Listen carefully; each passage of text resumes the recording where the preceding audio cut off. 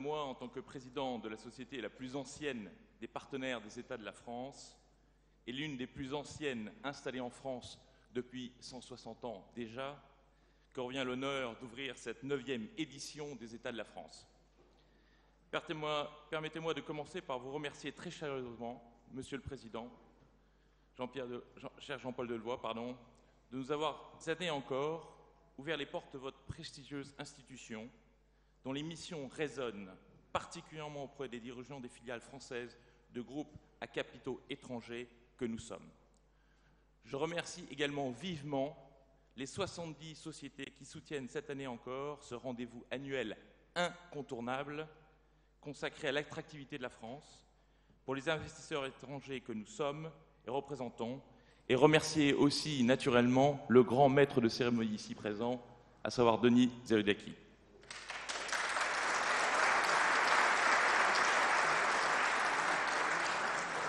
Enfin, je vous remercie infiniment, Monsieur le Ministre, cher Emmanuel Macron, d'avoir accepté d'ouvrir nos États de la France au nom du gouvernement. Voici un an, ici même, nous avions lancé un appel pour dire les difficultés que nous rencontrions pour convaincre nos maisons mères de faire le choix de notre pays pour investir et développer leurs activités. Que la France conserve sa capacité de séduction n'est pas indifférent pour notre pays, où les entreprises qui partagent notre identité emploient 2 millions de personnes, contribuent à hauteur de 29% du chiffre d'affaires de l'industrie en France, assurent le tiers des exportations, réalisent 29% de l'investissement corporel de l'industrie et enfin assurent 29% de la recherche et développement des entreprises œuvrant en France. Ce capital est inestimable, précieux pour la prospérité et le bien-être des Français. L'appel que nous avions lancé l'an dernier pour dire qu'il était urgent d'entretenir ce capital a porté ses fruits. L'attractivité a de nouveau pris une place centrale au sein du débat public. Au cours d'un entretien avec le Président de la République le 4 février dernier, entretien que vous aviez rendu possible, cher Emmanuel, nous avions pu présenter notamment 5 propositions issues de nos travaux. La dépénalisation du délit d'entrave, la non-rétroactivité des dispositions législatives fiscales, la réduction du coût du travail, ainsi que des mesures pour améliorer l'attraction des talents internationaux. Entre pacte de responsabilité et de solidarité, choc de simplification, assises de la fiscalité, conseil stratégique de l'attractivité et enfin loi Macron, nombre de mesures et d'annonces ont été depuis faites qui vont dans le sens des recommandations des États de la France. Nous sommes sensibles à cette main tendue à notre communauté et nous en félicitons. Dans le même temps, force est de constater que l'attractivité sociale de la France demeure son talon d'Achille, faute d'avancées décisives. Force également de constater que trop souvent encore, de nouvelles mesures législatives viennent s'inscrire en porte-à-faux avec les objectifs affichés. Quand ce n'est de l'ouverture des marchés français aux investisseurs étrangers, qui souffrent parfois de la volonté de certains de restaurer des pratiques néo-colbertistes. Nous sommes aujourd'hui réunis, Monsieur le Ministre, pour dresser le bilan des mesures prises en matière d'attractivité. Nous nous interrogerons sur l'ampleur et le rythme de la mise en œuvre des réformes engagées ou annoncées. Nous formons aussi nos recommandations pour disposer des armes qui nous permettraient d'être plus performants dans les compétitions intra-groupes auxquelles nous sommes les uns et les autres quotidiennement confrontés.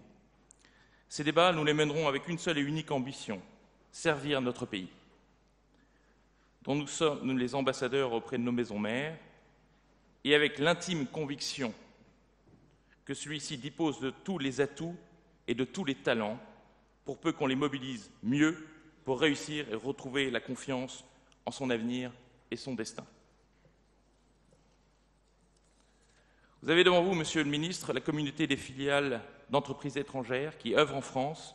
Je voudrais rappeler ici solennellement ce qui nous est une évidence. Oui, nous sommes certes détenus par des groupes étrangers, mais c'est en France que nous créons de la richesse. Nous et nos centaines de milliers de salariés français, nous avons le même attachement à la croissance et à la prospérité de notre pays que l'ensemble des entreprises dont le siège est en France. Nous aimons la France, nous croyons en la France, et nous attendons en retour qu'une seule chose, la parfaite égalité des chances. Que vous ayez accepté de venir à notre rencontre, Monsieur le Ministre, est un témoignage d'estime pour nous et notre communauté et un inestimable encouragement que vous nous apportez dans cette mission d'ambassadeur, celle de convaincre nos sièges sociaux que la France est une terre d'accueil privilégiée pour les investisseurs étrangers. C'est au père dominicain Henri Martin Didon que nous avons emprunté le titre de cette édition des États de la France. Situs Altus Fortus, elle est devenue devise olympique. Aidez-nous à bouger plus vite, viser plus haut, agir plus fort, développer encore davantage l'emploi et l'investissement sur notre territoire national. Monsieur le ministre, je vous cède la parole.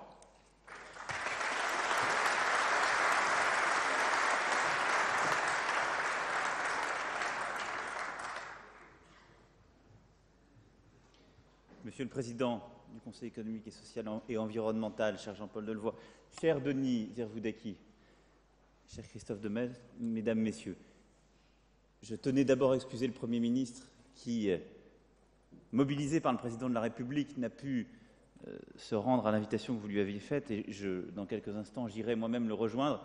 Mais je tenais en effet à être là ce matin parce que vous l'avez dit, je suis sensible à votre attachement au pays que je partage, sensible à ce que vous représentez et au souci constant dont vous témoignez, les uns et les autres, pour que nous puissions ensemble faire mieux. Parce que c'est finalement de cela dont il s'agit. Et c'est de cela dont vous allez parler aujourd'hui. Et vous êtes, au quotidien, les promoteurs de notre activité, les vrais ambassadeurs avec nos officiels de la force de notre pays, de notre économie. Et il y a un an, je m'en souviens, en effet, vous vous étiez réunis, vous aviez formulé des recommandations, et il était normal que je puisse ici venir en quelque sorte rendre compte, parce que faire de la politique, ce n'est pas simplement faire des annonces, c'est aussi régulièrement rendre compte pour dire où on en est et essayer de faire mieux avec vous. Alors, vous l'avez rappelé, je ne reviendrai pas sur les chiffres, ce que représentent les filiales d'entreprises étrangères en France, c'est un élément essentiel de notre force économique, de notre tissu économique. Ce sont non seulement les 20 000 entreprises que vous avez évoquées, mais presque le tiers de notre recherche et développement, de nos investissements productifs, de notre compétitivité à l'international. Ce sont 2 millions de salariés français. Donc c'est une réalité de notre quotidien. Et pour celles et ceux qui, encore aujourd'hui, voudraient que la France puisse devenir un espace fermé, puisse se recroqueviller derrière ses frontières, ils ont déjà en fait oublié le monde dans lequel ils vivaient. Alors, aller plus loin, c'est d'abord rendre compte par rapport aux propositions que vous aviez faites. Et c'est sur ce point que je veux ici commencer. Vous aviez invité le gouvernement à plus de stabilité en matière fiscale. Le président de la République, vous entendant, avait lui-même déclaré sa volonté de ne plus avoir de rétroactivité fiscale, et une charte de la non-rétroactivité fiscale a été annoncée par Michel Sapin il y a quelques semaines de cela, qui consacre et formalise l'engagement du gouvernement de ne plus procéder à des mesures de rétroactivité. C'est un point important en termes de visibilité, de lisibilité, qui vient s'accompagner de certaines décisions pluriannuelles, j'y reviendrai dans quelques instants, qui sont aussi fondamentales pour notre attractivité. Cette stabilité de l'environnement fiscal, c'est la garantie pour vous, pour vos maisons mères, qu'un investissement en France pourra se construire dans la durée. Et je sais à quel point c'est important, et je sais combien plusieurs ont pu parfois souffrir des allers-retours ou des changements de pied qui ont pu être décidés, toujours pour de bonnes raisons, je vous rassure, mais déstabilisant néanmoins des choix antérieurs ou des engagements de long terme. Le long terme, c'est la condition pour qu'un investissement fonctionne dans notre pays, comme dans tout autre écosystème. Et donc, c'est cet engagement qui a été pris. Le deuxième point, c'est la capacité à attirer les talents internationaux. Et sur ce point, plusieurs mesures ont été annoncées, parfois prises. Simplification des visas, non seulement pour les cadres, mais également pour leurs familles. Le passeport talent, qui a été annoncé par le président de la République et qui sera traduit dans les prochaines semaines dans la loi, qui permet là aussi de faciliter la capacité à embaucher des cadres supérieurs de grands groupes, et la simplification du régime dit impatrié, régime fiscal que vous connaissez parfois bien et que vous utilisez à raison dans vos entreprises, puisque le projet de loi que je porte conduira à une simplification de ce régime des impatriés fiscaux, qui est un point important pour l'attractivité. Alors je sais que certaines ou certains auraient voulu qu'on aille plus loin, qu'on en allonge la durée, on verra ce que donnera le débat parlementaire, ça n'était pas sans poser certaines incertitudes juridiques, mais en tout cas c'est la direction qui a été retenue. Troisième sujet, le coût du travail. Et là sur ce point, je dois dire qu'en France, aucun gouvernement n'avait pris les décisions qui ont été portées et par le gouvernement de Jean-Marc Ayrault et par celui de Manuel Valls, sous l'impulsion du président de la République, qui, en combinant à la fois le crédit d'impôt, compétitivité, emploi, puis le pacte de responsabilité et de solidarité, conduiront à un allègement sur la période 2015-2017 de 40 milliards d'euros, d'impôts de production et d'allègement du coût du travail, et qui conduiront à redonner plus de marge, et donc plus de marge de manœuvre, à nos entreprises et donc aussi à vous. Alors, c'est une réalité dès cette année pour le CICE, qui a commencé à être pris en compte et versé. Ce sera une réalité dès le 1er janvier 2015 pour les premiers allègements de charges et le début de la suppression de la C3S. Et en particulier, à partir du 1er janvier 2015, il n'y aura plus de charges patronales au niveau du SMIC. Ce qui est un élément important. Quand on combine les allègements existants, les allègements nouveaux, le CICE, au niveau du SMIC, en France, il n'y aura plus de charges patronales. Et cet allègement allant décroissant jusqu'à 2,5 SMIC, même 3 SMIC. Donc, ce sont des mesures d'allègement du coût du travail. Il est vrai en particulier pour les plus bas salaires, en remontant jusqu'à 2,5, 3 SMIC, salaires qui sont moins sensibles à ce coût, mais ce sont des mesures concrètes qui vont dans le sens de ce que vous aviez proposé et qui visent justement à réaligner la France sur le reste de ses compétiteurs en cette matière. Enfin, dépénalisation du droit du travail, vous l'avez évoqué, et vous l'aviez évoqué à plusieurs reprises dans les échanges que nous avions pu avoir. La décision a été prise par le président de la République et annoncée. Elle sera traduite dans la loi que je porte, et la dépénalisation du délit d'entrave deviendra une réalité une fois cette loi votée en 2015. C'est un élément important, c'est un élément de signal fort, parce que le délit d'entrave est constitutif de notre droit social, comme il existe dans la plupart des pays, mais le caractère pénal de la sanction était, je dirais, un point aberrant, d'ailleurs quasiment pas utilisé, et en même temps une menace incompréhensible pour beaucoup de décideurs internationaux et beaucoup de grands dirigeants. Et donc nous enlevons là, en quelque sorte, un symbole inutile qui, précisément, permettra de restaurer notre attractivité. Tout cela pour vous dire que non seulement nous vous avons entendu, mais que nous sommes en marche pour appliquer de manière très concrète les mesures sur lesquelles nous nous sommes engagés, certaines même ayant déjà été appliquées, votées ou prises.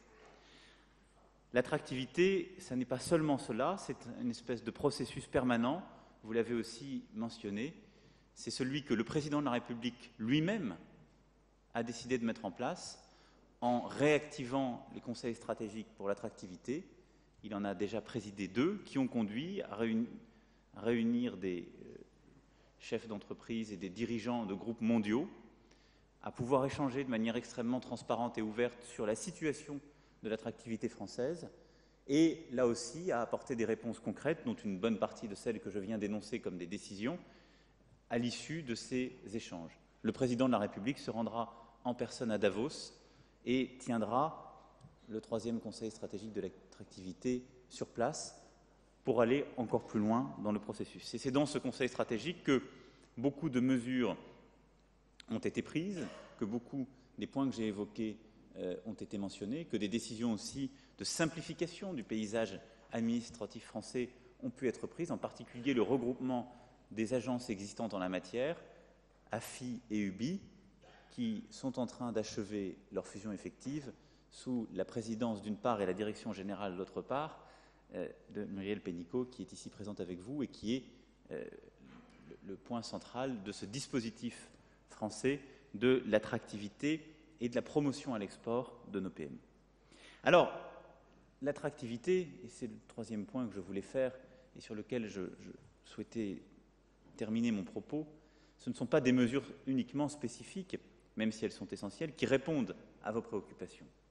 C'est la capacité à donner un cap, à avancer pour que l'économie française se porte mieux. Et ce cap, je voudrais le résumer autour de trois principes. La stabilité, la simplicité et la mise en mouvement. C'est le cap de notre politique économique aujourd'hui. La stabilité, c'est celle que nous avons voulu pour restaurer progressivement la compétitivité française, en prenant des décisions, en les ancrant sur plusieurs années, et à travers le pacte de responsabilité et de solidarité, tel que je l'évoquais, c'est la volonté, pour les 3 ans à venir, d'avoir défini une trajectoire fiscale et de ne plus en bouger. Trajectoire d'allègement de fiscalité et de charges, stabilité par ailleurs, et volonté de faire vivre cette trajectoire à travers des accords de branche auxquels nous tenons profondément et qui sont importants, branche par branche, pour que le dialogue social puisse s'améliorer dans ce pays. Parce qu'il est aussi un des éléments de notre stabilité compétitive. Ça n'est pas simplement l'engagement du gouvernement sur plusieurs années de faire des baisses lisibles, prévisibles, et qui peuvent être ainsi prises en compte et intégrées dans les calculs, mais c'est aussi la volonté que le dialogue social fonctionne mieux, à l'allemande presque, oserais-je dire, en tout cas que, branche par branche, nous puissions avoir des discussions sur l'investissement, l'emploi, les difficultés parfois qui sont connues dans certains secteurs, pour faire mieux ensemble. Et c'est ça l'esprit de ce pacte, c'est ça la condition d'une vraie stabilité dans le temps des décisions, et elle est importante. Cette stabilité et ces premières mesures en matière de compétitivité ont déjà eu des premiers résultats. J'en veux pour preuve le fait que, depuis le mois de septembre, pour la première fois depuis bien longtemps, le coût moyen horaire de l'heure travaillée en France est redevenu inférieur à celui de l'Allemagne. Il est à la fois le fruit du début de la baisse que nous avons amorcée et de l'augmentation des salaires allemands sous la pression collective depuis ces derniers mois. Mais c'est un élément important, c'est cette trajectoire qu'il nous faut tenir dans la stabilité. Et elle ne se tiendra pas que par des mesures d'allègement de charges décidées par le gouvernement, elle se tiendra aussi par un effort constant, un dialogue social productif constant dans l'entreprise. Le deuxième axe, c'est la simplicité. Il y a un travail en profondeur de simplification qui est conduit par le gouvernement, qui a commencé il y a plusieurs mois et qui continuera. Simplicité pour les entreprises, pour les particuliers, parce que plus de simplicité, c'est aussi moins de coûts. Et vous appartenez souvent à des grands groupes, mais la simplicité est un coût pour vous aussi. Nous en sommes conscients. Et donc simplicité dans les procédures, simplicité dans les déclarations qui vous sont demandées, c'est aussi une réduction de ce qu'on appelle trop souvent l'impôt papier, mais qui est un élément réel d'une meilleure attractivité, d'une meilleure compétitivité. Et dans le texte que j'ai apporté, plusieurs éléments de simplification en matière de grands projets et de vie des entreprises seront présents, qui réduisent précisément le nombre de déclarations quand on porte de grands projets, en généralisant le certificat de projet et la déclaration unique, ce qui sont des éléments importants pour notre compétitivité, parce que c'est faire plus simple, et cher Christophe de Metz, comme vous l'évoquiez, c'est aller plus vite. On peut faire aussi bien en allant plus vite, lorsque l'administration s'organise mieux et lorsque les documents qui sont attendus sont délivrés de manière groupée, lorsqu'on donne de la visibilité à l'investisseur, au producteur. Enfin, c'est la mise en mouvement. Parce que réformer, c'est un travail qui ne s'arrête jamais.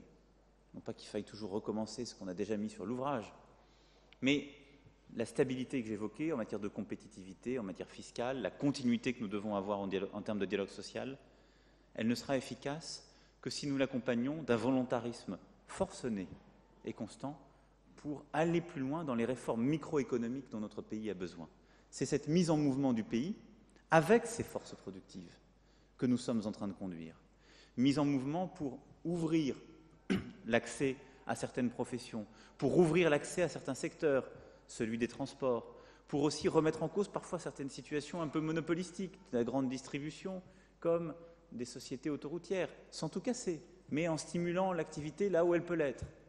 C'est rendre plus attractifs nos systèmes de participation au capital, qu'il s'agisse de l'épargne salariale, de l'actionnariat salarié ou des bons de souscription pour créateurs d'entreprises. Autant de dispositifs qui permettent là aussi de mettre en mouvement notre société en permettant à nos salariés, à nos dirigeants, d'intégrer le capital et de sortir de cette espèce de dualisme parfois contre-productif du capital contre le travail.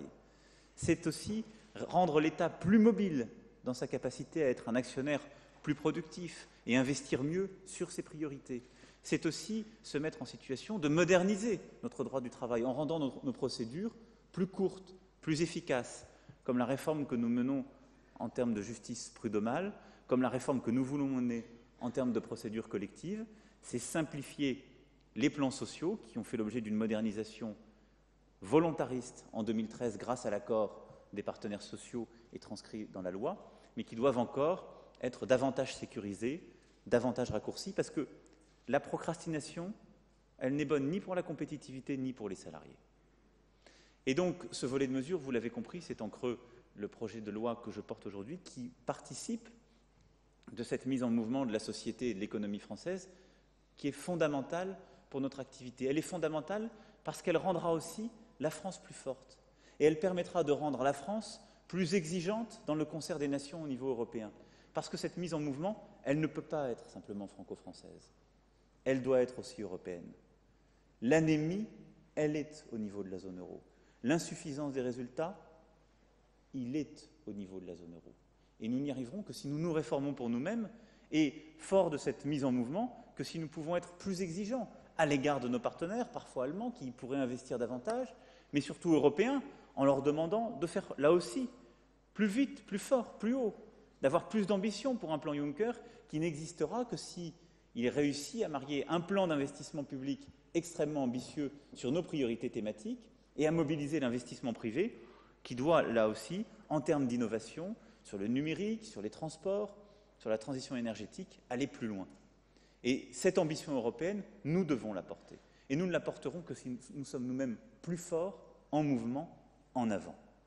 Et en quelque sorte, je voudrais finir sur ce point, au-delà du relevé de décision que je voulais ici venir faire devant vous, c'est en remettant la France en avant, avec vous, que nous arriverons non seulement à avoir des résultats, à réattirer davantage d'investissements privés productifs, ce dont notre pays a avant tout besoin, qu'ils viennent des groupes français comme des groupes internationaux.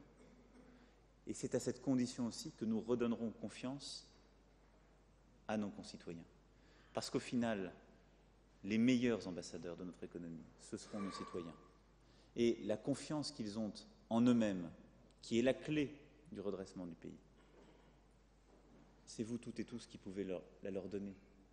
C'est en vous investissant dans le pays, c'est en montrant qu'il se redresse, c'est en agissant comme nous le faisons toutes et tous au quotidien pour la France et les Français que nous arriverons à faire mieux, à redonner confiance.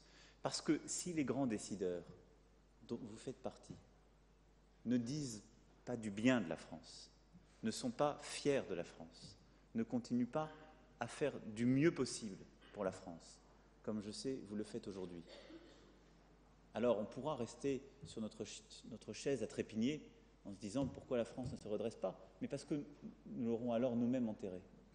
Si nous ne nous battons pas pour ce pays avec fierté, si chaque jour nous n'en disons pas du bien, si chaque jour nous n'en sommes pas les promoteurs acharnés et convaincus, alors ce pays n'a que peu de chances de se redresser. Alors cet état des lieux, à défaut de faire des états de la France, Monsieur le Président, c'était simplement pour vous dire que je reviendrai l'année prochaine pour rendre compte à nouveau, parce que, et je voulais vous quitter sur cette phrase de Churchill qui doit nous inspirer et qui, j'espère, inspirera vos travaux du jour, ce n'est pas la fin, ça n'est pas même le commencement de la fin, mais c'est peut-être la fin du commencement.